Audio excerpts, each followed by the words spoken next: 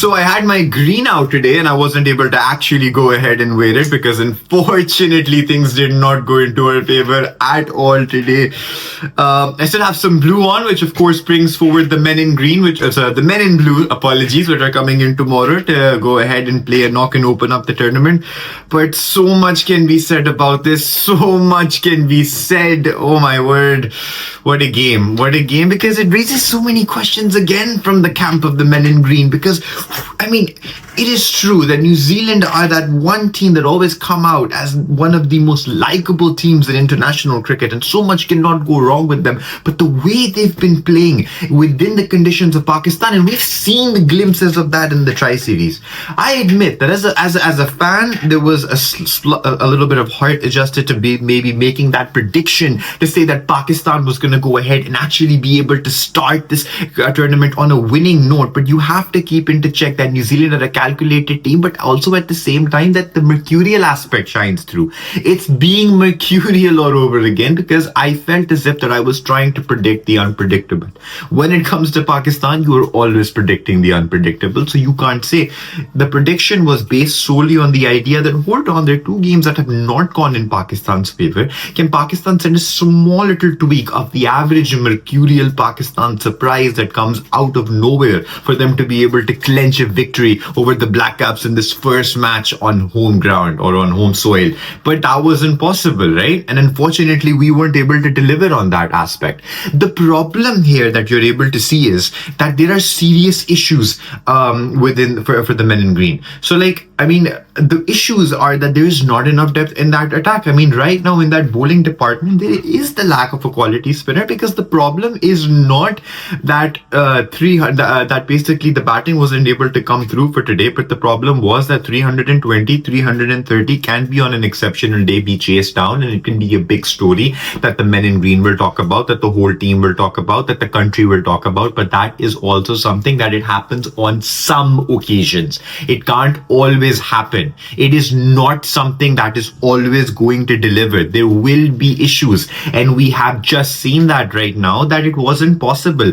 Babar Azam has a way of playing his innings. He likes to anchor it completely through, something he was sailing through with the way he was going about it. But the lack of support from the other end, pulling together from two ends to really be able to position this through, is something that was lacking. Glimpses of aggression was being showcased by the tailenders who were playing within this team, that towards the very end, Haris Rauf getting some of those hits going, Naseem Shah being able to get some of those hits going, a few hits coming from the bat of Shaheen Shah Afridi. The thing is that you could see that there were certain things that were happening that seemed like they were creating opportunity, right? But the issue is that from the up end, right, it might feel as if from the upper order that there are slight issues, that there are serious issues, that they're not slight, but actually serious issues, that they're not able to bat at a certain pace.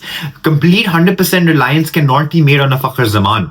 Complete 100% reliance cannot be made on a beginner Kamran Ghulam. No, it needs to be a collective effort of understanding what modern day cricket demands, and it's again going to go back to modern day cricket. The quality scores that are capable of being chased down are the 250s or the 260s on tracks like this, because if you're getting to the 300s or the 320s or the 330s and you want to go ahead as the bowling team to chase this as the team that's batting second, to be able to chase this down, you need to think to yourself at that point in time that, okay, this is the way, this is what modern cricket demands, because this is how it's supposed to be. Gone are the days where you could bowl out teams of 210 or 180 or 170. It can still happen, but considering how these grounds have been playing, considering how far things have stretched with scores going all the way to about 500 in some certain situations, in some places, basically in some places in the world, and basically something that is talked about, that okay, with the 500 is going to come up from an ODI team. It's like there is so much that comes into this thinking that Pakistan really need to change as an approach. Being able to control yourself, hold on to wickets, being able to see if you can bat through the innings, it's not going to really help. And it's just not how this works anymore. It's just not. And that's something that Pakistan will really have to wrap their head around. And they'll get there. And I hope they do, because it's just not the case. The reason I made the prediction was because I thought because there is this unpredictable aspect of this team, I can't really be able to make a prediction. So I'm basing it on the idea that them winning would have been the surprise package that would have really kicked this tournament into full gear. There are many other aspects that can put the tournament into shockwaves, such as maybe, for example, Bangladesh having a shock victory over India if that were to happen, or all these different situations or decisions or instances or net run rates coming into play or whatnot, which is something that I think the tournament's beauty is all in that all of this comes together. But the point is that starting on a winning note as the host side is something that is very, very, very important. Winning every game is important. And I think it's important to lay it down every single time that when you're going into international cricket, you want to get started on a dominating front.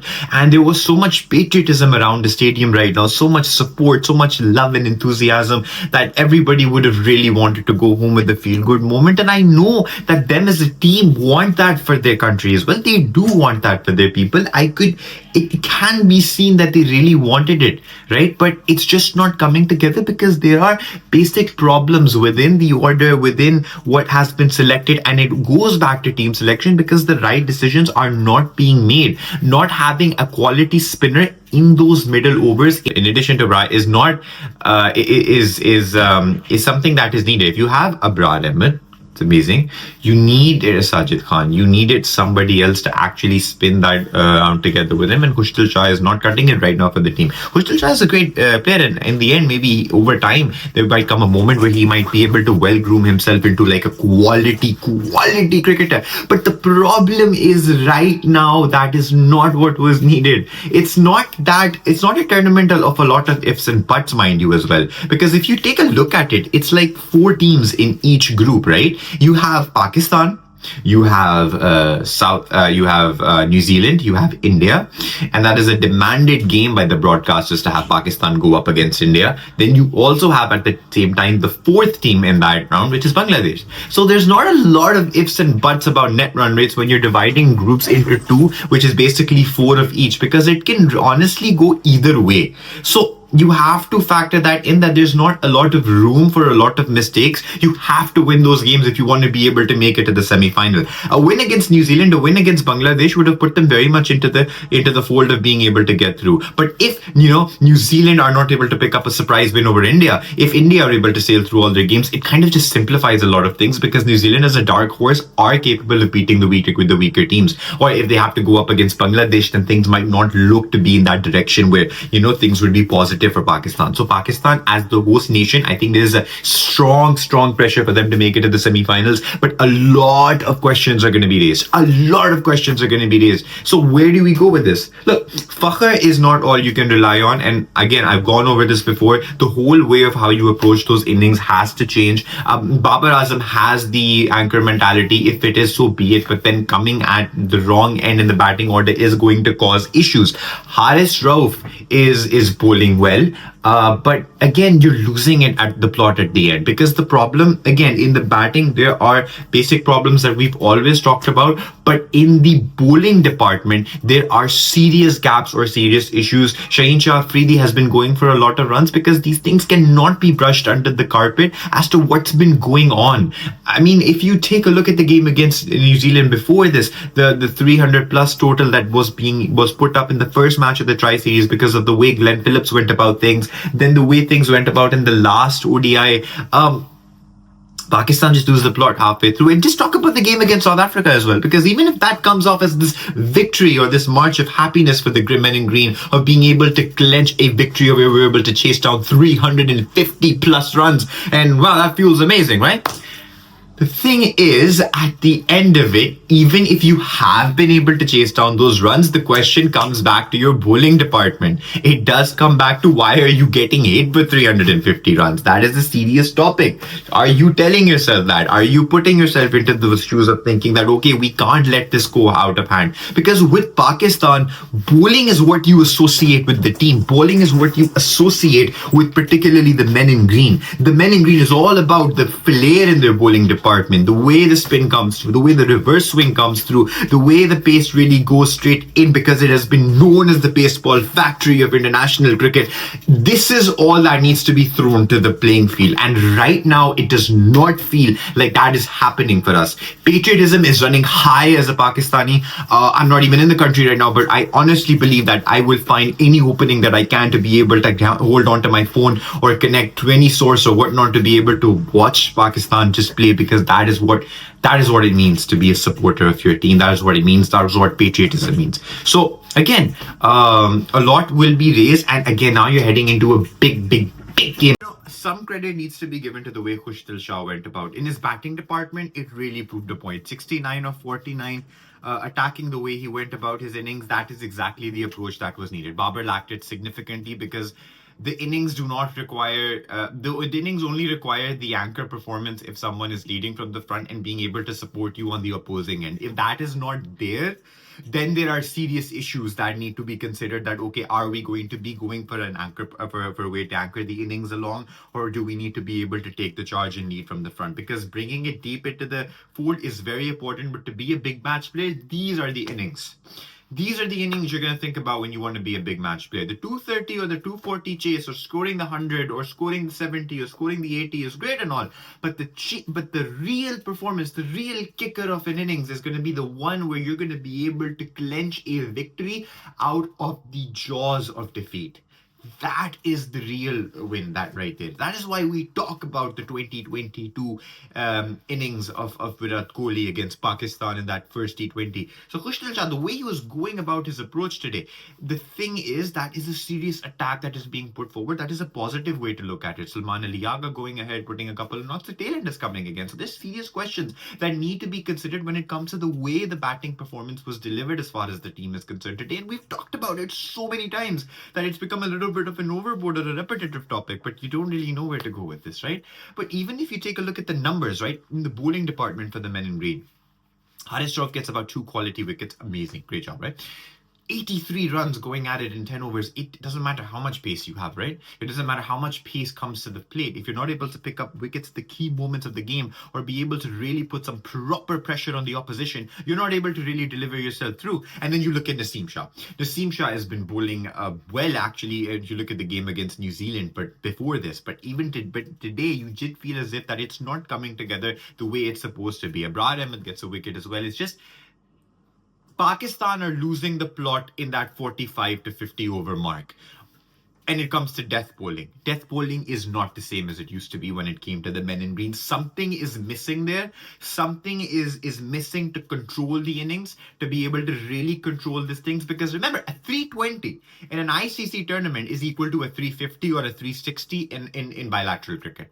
Why? Because that 320 that you see in an ICC tournament brings added pressure of it being created in an ICC tournament. A lot of people disagree with me over this point, but I still believe, even to this day, that the reason for the 2017 Champions Trophy situation that happened in that final was because Pakistan batted very, very well. And as a result of that scoreboard pressure, it was able to create a hardcore sense of sensitivity within the men in blue. Because when they were coming out to chase, it was playing in the back of the heads that they're chasing a 330 plus total in a final of an ICC tournament. When England were chasing a 330 plus total against the same team, Pakistan, in an ICC tournament in the 2019 World Cup. So the 320 is a 350 or a 360 when it's scored in an ICC tournament. And that is important to keep into your mind. So right now what you're seeing is a lot needs to be looked into, you know. You need to do something about this bowling department. Of course, it's too late to go back to the drawing board to be able to have somebody else, but there is a serious gap there that needs to be addressed. Batting is only trying to chase down exceptionally well in certain situations. To be going after big totals is great and all, for a little bit of adulation on the day, a little bit of like praise that you can get on the day, but it's not going to win you an ICC tournament. And I think Pakistan, we only considered Pakistan as that positive team to start out at favorites, primarily because we're playing on home conditions, and we feel as if that should give us a little bit more hope. But it is not an easy group. It's very rare that you see Pakistan and India go through as the two teams in groups. It happened in 2017. It happened in 2022. Granted, But right now, I just feel as if it might be a situation as to what happens in that New Zealand-India game for Pakistan. But of course, that will come back to how Pakistan play against India. But not winning against New Zealand, considering how fine of a line this is, it puts serious pressure on going up against the ODI giants that are India. So at this point, I don't know what to say. So much has taken place. So the prediction unfortunately didn't come through. It was hopeful. It was optimistic. It was based on a certain sense of trying to predict the unpredictable in a difficult scenario. But so much needs to be answered. A 64 of 90 is not going to help in a 320 chase. A 69 of 49 would, and you need a few more of those performances to come through. But unfortunately, it didn't go through for today. New Zealand have been playing some fantastic cricket. There's no denying that. Tom Latham has been playing so well at 118. Just enough praise cannot be given. The calculated effort, the disciplined mentality, the psychological focus on the game. It's so up there with New Zealand that they start out as these dark horses, and they always do very well in ICC tournaments, mind you. But the question comes at that final game: are they able to really get over the line? So I can give all the praise to the Black Caps with the way Matt Henry went about things, Mitchell Satner, Will O'Rourke, the way they all came together and delivered a collective bowling performance and being able to defend what was a psychologically demanding total of 320 plus. But the question will be, where do we go from here for New Zealand? Where do we go from here from Pakistan? Tomorrow's prediction, as far as I'm concerned, and I think that's everyone's prediction who's watching this game. I got one wrong. I don't know if I could get this wrong. Maybe I shouldn't say this because a lot of Indian supporters out there, and I really do want India to do well as well. India, I do think, are definitely winning tomorrow against Bangladesh. If rain comes into the picture, that could become a very interesting factor as to where the tournament plays out after this match, because points could be divided. But let's see where this goes. Anyways, it's great to have this conversation with you guys. We're up on the road to the Champions Trophy, so let's see where we go with this one. Cricket fever is upon us, and I hope we really we really have a good ride as far as we're concerned with this tournament, and I'm hoping for it. So yeah, have a great one, guys.